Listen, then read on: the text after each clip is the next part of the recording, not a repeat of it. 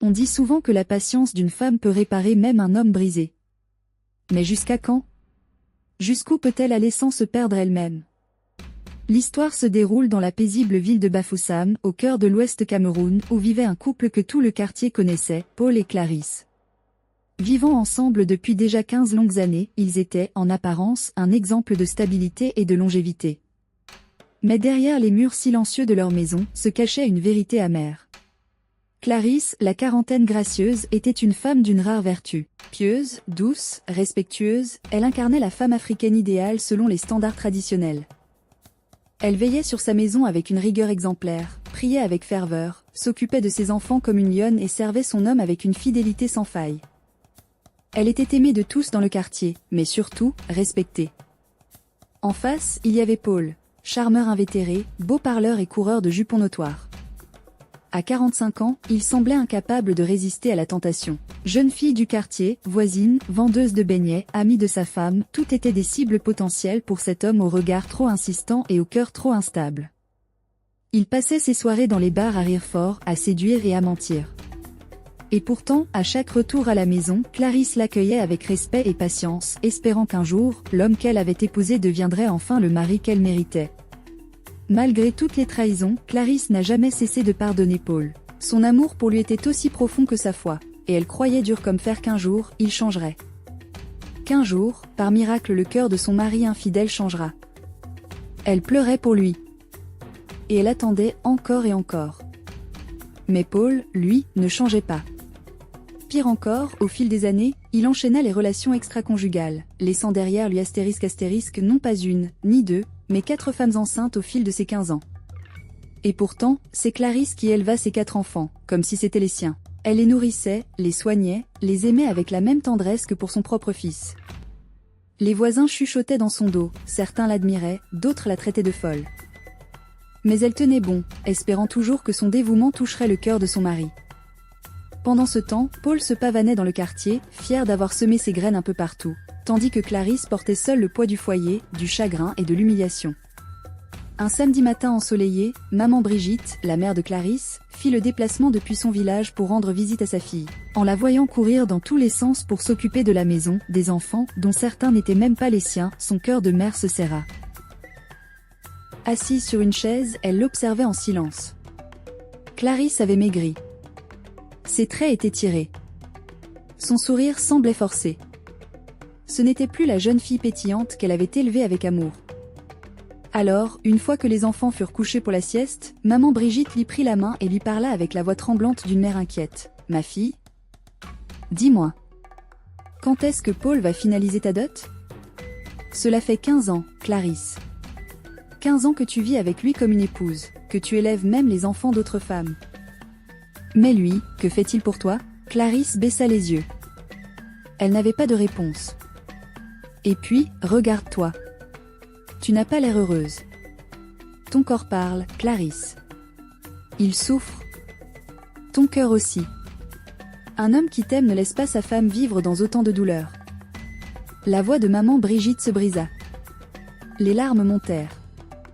J'ai peur pour toi, ma fille. Tu es en train de t'éteindre doucement. Tu donnes tout à un homme qui ne te donne rien. Même pas le respect de t'épouser dignement. Clarisse sentit ses yeux se remplir à leur tour. Elle savait que sa mère disait vrai, mais malgré que son cœur était pris dans un piège qu'on appelle l'amour aveugle, elle commença à croire que ces 15 années de sacrifice n'aboutiraient sûrement qu'à une déception. Ce soir-là, après le départ de sa mère, Clarisse resta longtemps allongée dans le noir. Les paroles de maman Brigitte résonnaient dans sa tête comme un écho douloureux. 15 années à attendre un homme qui ne regardait que les autres. 15 années à avaler des larmes en silence. 15 années à jouer à l'épouse parfaite pendant que son cœur se fanait à petit feu. Mais quelque chose venait de changer. Clarisse n'en pouvait plus. C'est alors qu'elle se souvint de Kevin, ce jeune entrepreneur respectueux et bienveillant, qui venait souvent acheter les légumes chez elle au marché. Depuis des mois, il lui lançait des regards doux, posait des questions sur sa journée, s'inquiétait de sa fatigue. Elle l'avait toujours ignoré par fidélité. Mais maintenant, elle se surprenait à penser à lui. À ses yeux brillants. À sa façon de la faire rire innocemment. Au début, ce n'était que des échanges discrets, des messages en fin de journée. Un petit « bonsoir ma reine » qui réchauffait un cœur glacé depuis trop longtemps. Puis, un jour, elle accepta de prendre un verre avec lui, dans un coin reculé, loin des yeux indiscrets. Ce soir-là, pour la première fois depuis des années, elle se sentit femme, désirée, écoutée, vivante. Clarisse entama donc une double vie. Le jour, elle restait l'épouse dévouée, la mère attentive, la maîtresse de maison irréprochable. Mais la nuit, ou lors de ces moments de liberté, elle redevenait Clarisse la femme, celle qui riait, vibrait, respirait enfin. Kevin lui offrait une bulle d'air pur dans cette vie étouffante. Elle savait que ce n'était peut-être pas bien. Mais elle se disait que si Paul avait le droit de se perdre dans les bras des autres, alors elle avait aussi le droit de se retrouver dans ceux d'un homme qui la respectait.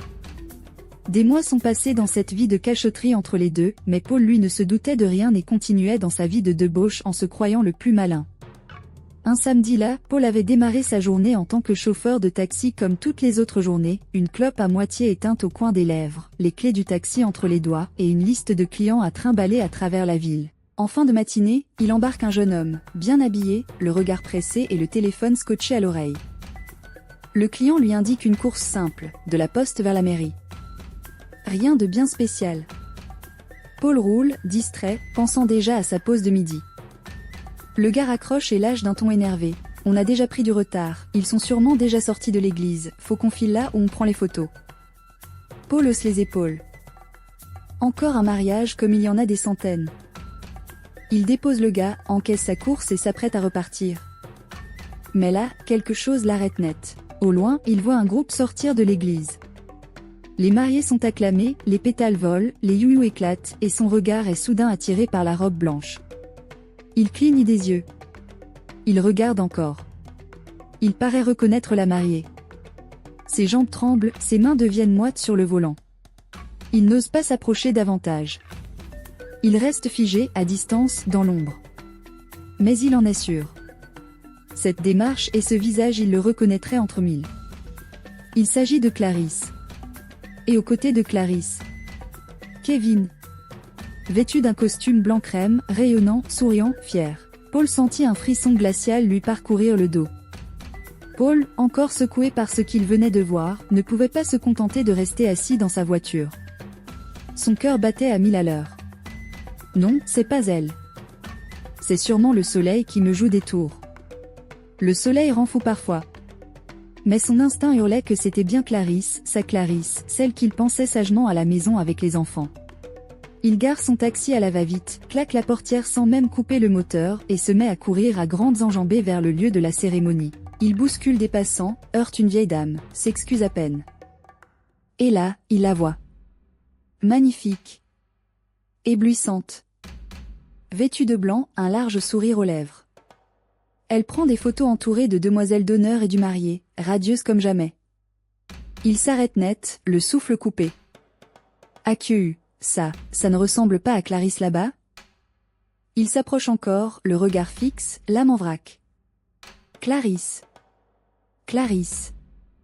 Crie-t-il à plein poumon, espérant qu'elle se retourne, qu'elle lui dise qu'il rêve. Mais elle ne se retourne pas. Elle continue à rire, à poser, comme s'il n'existait pas. Un homme du protocole, vêtu d'un costume noir impeccable, l'attrape par l'épaule et le pousse en arrière. « Monsieur, faites la queue comme tout le monde pour la photo. » Paul le repousse violemment. « Que de quoi ? C'est ma femme là-bas, tu ne comprends pas ? » Mais personne ne l'écoute. Autour de lui, tout le monde sourit, danse, applaudit. Personne ne voit son cœur se briser. Il commence à douter de lui-même. Je suis fou ? J'hallucine ? C'est pas possible. Le cœur en miettes, la tête pleine de confusion, Paul saute dans son taxi comme un fou. Le moteur rugit, il trace la route sans voir les passants, sans entendre le klaxon des autres voitures. Il a qu'une seule chose en tête, ce n'est pas possible. Ce n'est pas elle. Je vais rentrer, et elle sera là, comme d'habitude. Elle va sourire, me demander si j'ai mangé. Oui, c'est sûrement une coïncidence. Mais à peine le portail franchi, la claque de la réalité l'attendait. C'est la voisine, une vieille dame connue du quartier, qui sort précipitamment de chez elle en le voyant arriver. « Ah papa Paul, vous voilà. Clarisse a laissé les enfants chez moi. Elle a dit qu'elle avait une cérémonie urgente aujourd'hui, qu'elle allait revenir tard. Il n'a même plus besoin de poser de questions. Son pressentiment se confirme. Cette femme en robe blanche, c'était bien Clarisse. Sa femme. Paul resta la bouche entr'ouverte. Sa gorge se noue. Il sent une sueur froide perler sur son front. Je vais faire comment? C'est vrai alors? Elle m'a fait ça pour de vrai? Pris de panique, il se rue à l'intérieur. Les enfants ne comprennent rien. Ils sont là, calmes, innocents, jouant avec des jouets qu'il a achetés. Mais leur mère, celle qu'il croyait douce, fidèle et soumise, est en train de célébrer son union avec un autre. Il sort son téléphone en tremblant. Il compose d'abord le numéro du grand frère de Clarisse à Yaoundé. Pas de réponse. Il appelle sa tante point répondeur. Il recommence. Encore. Encore. Personne ne décroche. Personne. Il tente enfin d'appeler Clarisse elle-même. Allô? Mais une voix métallique lui répond froidement, le numéro que vous avez composé n'est pas disponible pour le moment. Il repose lentement son téléphone, ses bras tombant le long du corps. Le cœur fracassé, l'esprit embrouillé, Paul retourne à la mairie en espérant, peut-être, qu'elle soit encore là. Que ce ne soit qu'un mauvais rêve. Mais arrivé sur les lieux, il ne reste que les restes d'une autre célébration. Des confettis au sol, des bancs vides, un décor déjà démonté. La foule s'est dissipée comme un mirage. Il s'assoit sur un muret, attendant comme un fou. Il fixe l'entrée, espérant voir sa silhouette apparaître. Les heures passent. Le soleil se couche. La nuit tombe. Les lampadaires s'allument. Mais Clarisse ne revient pas, minuit sonne. Rien. Il rentre, le cœur vide. Il tente de raconter à sa famille. Il appelle sa sœur, son cousin, même son oncle qu'il n'a pas vu depuis des mois. Elle s'est mariée, je l'ai vue. Elle avait une robe blanche, elle prenait les photos avec un autre homme. Mais tous le traitent de fou. Paul, tu es fatigué. Repose-toi. C'est le stress, tu travailles trop. Dimanche, midi pile. Son téléphone vibre.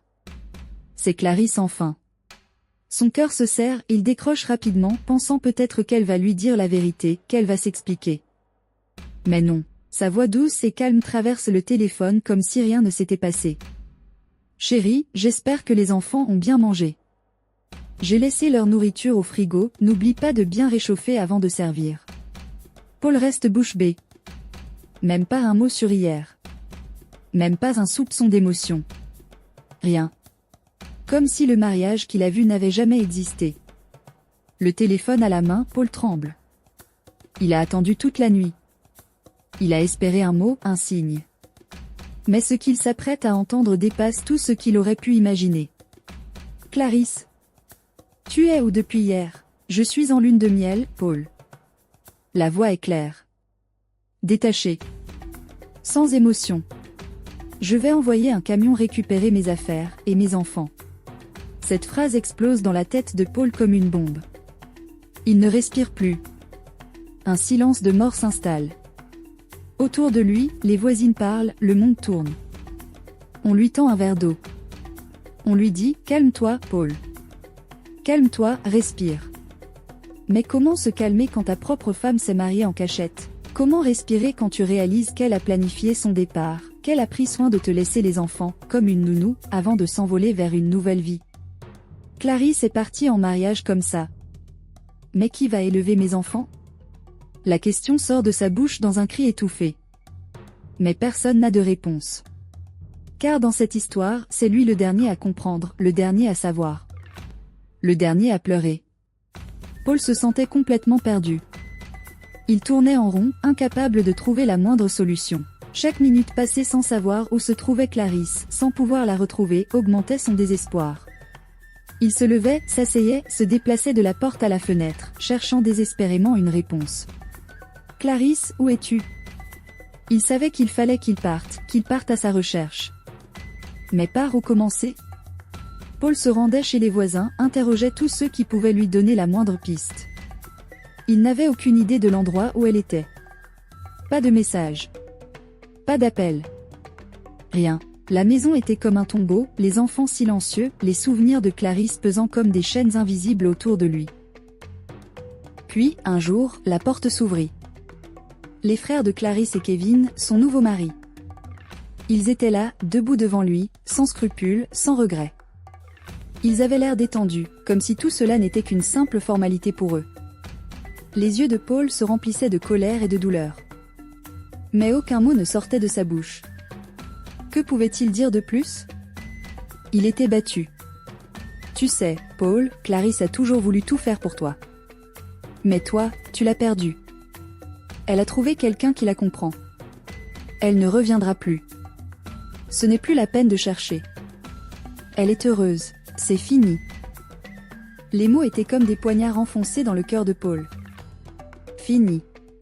Tout était fini. Clarisse avait choisi de partir, de le quitter pour Kevin, sans un regard en arrière. Elle avait trouvé le bonheur ailleurs, loin de lui. Et Paul? Paul ne pouvait que rester là, les mains vides, regardant ceux qui avaient pris ce qu'il avait aimé.